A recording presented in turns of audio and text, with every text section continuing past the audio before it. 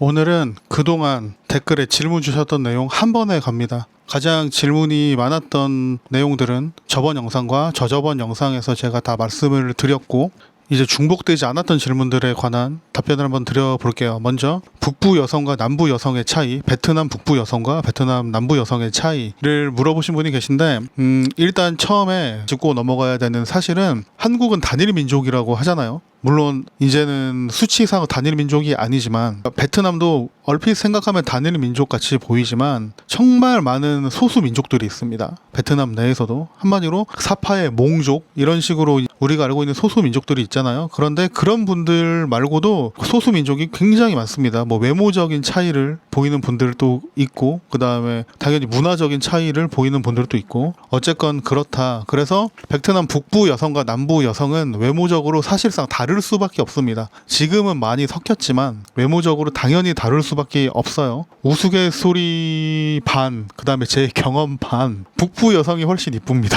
한국 사람 눈엔 외모만 따지고 보면 북부 여성분들이 굉장히 더 아름다우세요. 물론 저희 와이프는 남부 사람인데, 호치민 토박인데, 호치민에서 낳고 자란 토박인데, 이거 보면 안 되는데, 아무튼 북부 여성이 더 이뻤다. 제가 실제로 눈으로 봐도 그렇고 듣기에도 많이 그렇게 들었고, 북부 여성이 훨씬 예쁘다. 자, 그리고 베트남 내 한인들의 수입원에 관해서 물어보신 분이 계신데, 되게 다양해요. 되게 다양한데 가장 안정적인 건 아무래도 주재원 분들. 요즘에 젊은 주재원 분들도 많이 계시고, 그분들은 모든 삶의 기반이 이미 베트남에 정착이 돼 있고, 그래서 오히려 한국으로 가려고 하면 곤란해지는 분들, 그런 분들도 계시지만, 그런 분들이 일단 가장 안정적인 분들이에요. 월급도 꾸준히 계속 나오고, 그동안 베트남에서 꾸려놓은 자기 살림들도 많이 있으시고 해서 일단 주재원 분들이 가장 많다고 봐야 될 것 같아요. 제가 봤을 때는 가장 안정적으로 오래 사시는 분들, 그리고 이 개인 사업 하시는 분들, 이 개인 사업에는 자영업도 포함입니다. 정말 사업체를 운영하시는 분들도 계시는가 하면 식당, 카페, 마사지샵, 부동산, 마트 이런 거 운영하시는 분들도 계시고, 이제 가이드 하는 분들이 계신데, 가이드 하는 분들 같은 경우에는 직업이 가이드 하나가 아닌 경우가 굉장히 많습니다. 원래 자기가 운영하는 매장이 있는 분들도 많으시고, 가이드의 연장인데 비즈니스 가이드, 현지 코디네이터라고 하죠. 비즈니스 가이드, 그러니까 공장 시찰이라든지 부동산 견학 이런 걸 할 때 이제 한국에서 오는 분들의 모든 과정을 전반적으로 도와주는 분들, 숙식 이런 것까지 다 포함해서 전반적으로 관리해주는 분들 계시고, 밤문화까지 관리해주는 분들이 계세요. 밤문화만 따로 떼서 관리해주는 분들도 계시지만, 제가 지금 말씀드린 이 모든 걸 동시에 하는 분들도 꽤 많이 계세요. 이런 분들도 계시고, 그 다음에 특히 여성분들 같은 경우에는, 베트남 내에 거주하시는 한인 여성분들 같은 경우에는, 제가 만났던 분들은 주재원인 분들이 대부분이었는데, 주재원 외에는 주재원의 자녀인 분들, 그런 분들인 경우가 대부분이었고, 근데 그 외에도 만약에 베트남에 거주하는 한국 여성분이 계시다, 그런 분들은 대부분 코디네이터였어요. 아까 말씀드린 그런 코디네이터 말고, 현지 코디네이터 이런 거 말고, 베트남에 진출한 성형외과나 피부과의 코디네이터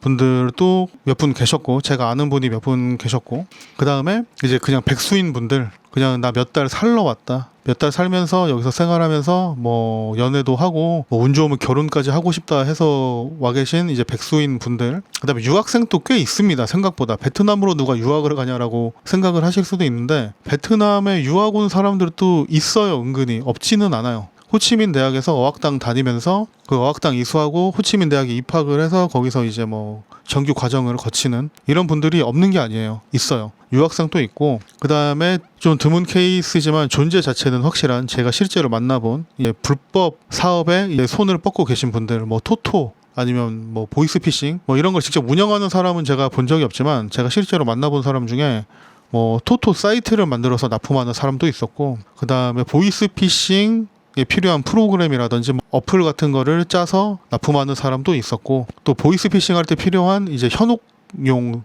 홈페이지들, 검찰청 홈페이지를 베껴서 어떻게 만든다거나 은행 홈페이지를 베낀다거나 이런 데에 이용되는 홈페이지를 만들어서 납품하는 사람들, 이런 사람들이 꽤 있었습니다. 그 다음에 이제 불법 성매매 업소 이런 거 운영하는 사람들, 이런 사람들을 왜 만나냐 하면, 이런 사람들은 이제 한인들 모임에 한 번씩 나와요. 한인 모임, 그러니까 단톡방 같은 데서 오늘 감자탕에 소주 한잔 하실 분 이러면 이제 파티가 결성이 된다고 하죠. 이런 번개 모임이 결성이 되는데 이런데 가끔 나와요. 이런데 가끔 나와서 술이 한두 잔 들어가면 뭐 자기 얘기를 하면서 이런 얘기를 하는 사람들이 있습니다. 그러니까 영화 같은데 가끔 나오잖아요. 어떤 범죄자가 도망을 갔어. 근데 잘만 숨어 있으면 안 잡히는데 괜히 술집 한번 갔다가 뭐 괜히 친구 한번 만나러 갔다가 괜히 유흥업소 한번 갔다가 잡히는 사람들 있잖아요. 꼬리 밟혀가지고. 근데 실제로도 그럴 것 같아요. 이 사람들을 보면 뭐 연애를 하고 싶은 게 아니고 한국 사람들이랑 얘기하면서 소주 마시면서 막 그렇게 스트레스 풀고 싶은 분들, 이런 분들인 것 같아요. 그래서 그런 분들도 한인 모임에 나온다. 아, 그리고 한국인 그 남자친구의 아이를 낳았다. 그래서 저희한테 그 아이에게 한국 국적을 받게 도와달라 라고 이제 도움을 요청했던 분의 근황을 궁금해하신 분이 계신데, 간단하게 설명드리면 그냥 기다리고 있습니다. 그분은 내가 법적으로 이런 조치를 취할 수 있다는 사실을 확인을 하고 기다리는 단계라고 해요. 뭘 기다리냐? 그 남자친구가 돌아오길 기다리고 있대요. 단란하게 화목한 가정을 다시 꾸리는 이런 걸 기대하고 기다리고 계시다고 해요. 참 안타까운데 우리가 안타까워하지 않고 아무 소리 안 해도 이미 주변에서 엄청 얘기하고 있을 텐데 그거를 묵묵히 다 견디고 계세요. 이걸 참 순애라고 해야 할지 아니면 미련하다고 해야 될지 모르겠는데 뭐 어쨌건 그러고 계십니다. 깝깝한데, 물론 직접적으로 아는 분은 아니지만 그래도 듣기만 해도 깝깝한데 뭐 그러고 계시다고 합니다. 그리고 이제 베트남에서 장거리 연애가 가능하냐라고 이제 질문을 남기신 분이 계신데, 가능하다고 봅니다. 저는 그런 분들이 꽤 계세요. 한 달에 한 번, 한 달에 3, 4일 베트남에 와서 같이 지내시다가 다시 한국으로 돌아가시고 이런 연애를 유지하는 분도 계세요. 그런데 이거 같은 경우에는 같이 있는 시간보다, 그러니까 만나는 시간보다 떨어져 있는 시간이 많다 보니까 어느 쪽에서 통수를 치려고 하면, 여자건 남자건 통수를 치려고 하면 맞을 수밖에 없는 상황이라 통수를 근데 그렇다고 하지 마세요라고도 말 못하는 게, 잘 만나는 분도 계시고 그렇게 만나다가 결혼한 케이스들도 있기 때문에 이건 이제 본인의 판단과 선택에 맡기겠지만 가능은 합니다. 여름이나 겨울에 휴가 길게 내서 가서 같이 오래 있거나 그러는 경우도 있고, 아니면 비자 받는 거 도와줘서, 여행 비자 받는 거 도와줘서 한국으로 불러서 한국에서 같이 지내다가 돌아가게 하는 경우도 있고, 이런저런 방법이 많기도 하고, 이런 장거리 연애를 잘 하고 계신 분도 계시다라는 말씀 드리고 싶고, 어학당이 영어로 수업을 하냐라고 물어보시는 분이 계셨는데, 제가 다닐 때는 그랬습니다. 지금은 모르겠는데 제가 다닐 때는 어학당에서 영어로 수업을 했고, 이 사실을 명시를 해요. 처음에 등록을 할 때. 그런데도 오셔가지고 첫 수업 딱 들어보시고 이제 포기하는 분들이 꽤 계세요. 정말로 아예 안 나오는 사람도 있고, 사람들 같이 만나고 같이 밥 먹고 노는데 중점을 두신 분들도 계세요. 그리고 그 중에는 수업을 정말 잘 열심히 듣는 분들도 계시고, 어쨌거나 제가 다닐 때 영어로 수업을 했습니다. 자, 그리고 저의 업체혼에 관한 생각, 그러니까 제가 가지고 있는 업체혼에 관한 생각에 대해서 물어보신 분이 계신데, 저는 연애 결혼이 더 낫다, 업체혼이 낫다라고 말은 못 드리는데, 그래도 하실 수 있으면 연애 결혼은 하실 수 있는 게 낫다라고 말씀드리는 이유는, 그 상대방에 대한 정보를 수집할 시간이 길어지니까 그만큼 내가 통수를 맞을 확률이 적어진다. 단지 이거지, 저는 연애 결혼을 했기 때문에 여러분보다 낫습니다, 절대 얘기 아닙니다. 저는 연애 결혼에 대한 부심이 전혀 없어요. 전혀 없고, 오히려 저희 와이프 친구들 중에 업체혼을 하셨는데 저희보다 잘 사는 분들 많아요. 잘 산다는 기준이 사람마다 다르겠지만 더 여유 있게 이렇게 잘 사는 분들 많아요. 행복하게. 그런 분들도 많기 때문에, 저도 물론 행복하게 잘 살고 있습니다만, 그런 분들도 많기 때문에 반드시 연애 결혼을 해야 된다? 아니면 반드시 업체혼을 해야 된다? 이런 얘기는 전혀 아닙니다. 그래도 제가 연애 결혼을 추천을 많이 드리는 이유는 그냥 단지 하나입니다. 내가 통수를 맞지 않기 위해서. 그냥 업체에서 결혼 상대라고 소개시켜주는 사람 그냥 대충 보지도 않고 그냥 외모만 마음에 들어가지고 결혼을 하면 나중에 내가 미처 확인하지 못한 사실들 때문에 정말 곤란해지는 경우가 있는데, 그래도 최소한 그거를 확인해볼 시간을 갖는 게 좋지 않을까 라고 해서 제가 연애 결혼을 하실 수 있으면 해보시는 것도 나쁘지 않다라고 말씀드리는 거고, 그런데 이게 여건이 여의치 않아서 업체혼을 하셔야 된다면 최대한 많이 만나보시고 추가 비용이라든지 이런 거 아까워하지 마시고 잘 판단을 하셔야 돼요. 너무 운에만 맡기기에는 이건 우리 인생에서 굉장히 크고 중요한 문제이기 때문에 너무 운에만 맡기지 마셔라. 물론 국제 결혼은 운적인 요소가 굉장히 크게 작용을 합니다. 그러니까 소위 뭐 팔자라 그러죠.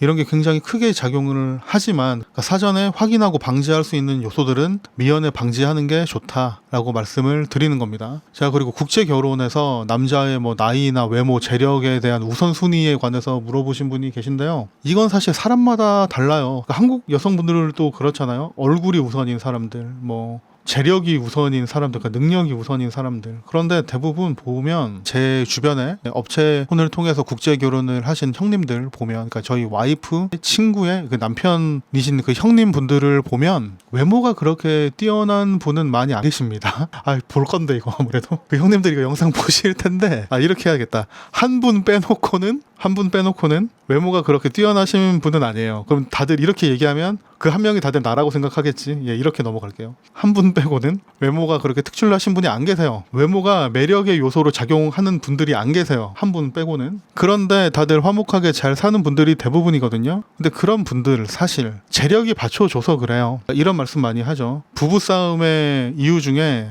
대다수는 돈 문제다 라는 얘기 한국에서도 많이 하죠. 국제결혼도 마찬가지예요. 돈이 좀 여유가 있고 하면 싸울 것도 안 싸워요. 싸울 것도 안 싸우고 기분 나쁠 것도 안 나쁘고 뭐 그렇습니다. 이거는 뭐 어쨌거나 사실이니까. 아, 진짜 남편이 너무 못생겨서 이혼해야겠어요, 못 살겠어요, 이런 경우는 한 번도 못 봤고, 제 주변에서는 결혼이 성사가 안 됐으면 안 됐지 외모 때문에 결혼 후에 문제가 발생하는 경우는 없었어요. 지금까지는 그래요, 제가 봤을 때. 그런데 경제력 같은 경우에는 결혼 후에도 문제가 될 소지가 정말 다분합니다. 이거는 뭐 굳이 국제 결혼이 아니어도 맨날 우리가 얘기하는 결혼은 현실이다라고 얘기하는 그 현실이 결국엔 돈 문제예요. 그렇기 때문에 재력이 제가 봤을 땐 가장 우선순위에 있지 않을까. 요즘에는 베트남 여성분들도 얼굴을 많이 본다고 하시는데 그거는 뭐 결혼 전에 뭐 만날 때 얘긴 거고, 매칭이 될 때 얘긴 거고, 이미 뭐 매칭이 돼서 뭐 만남이 주선이 돼서 이제 만나고 뭐 결혼 얘기가 오가는 단계에서는 사실 외모는 이제 통과됐다고 보는 게 맞고, 내가 잘났든 못났든 외모는 통과됐다고 보는 게 맞고, 그때부터는 사실 재력 싸움이에요. 정말로.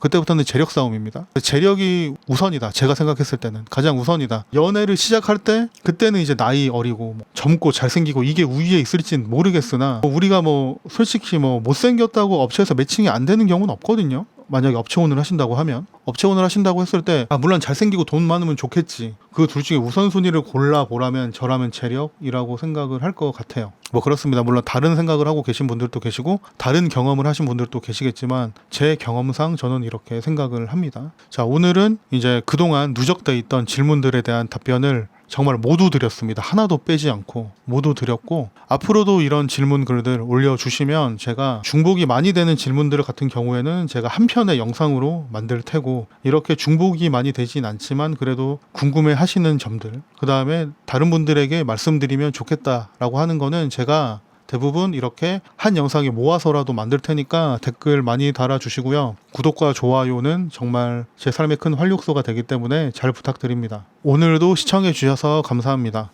안녕히 계세요.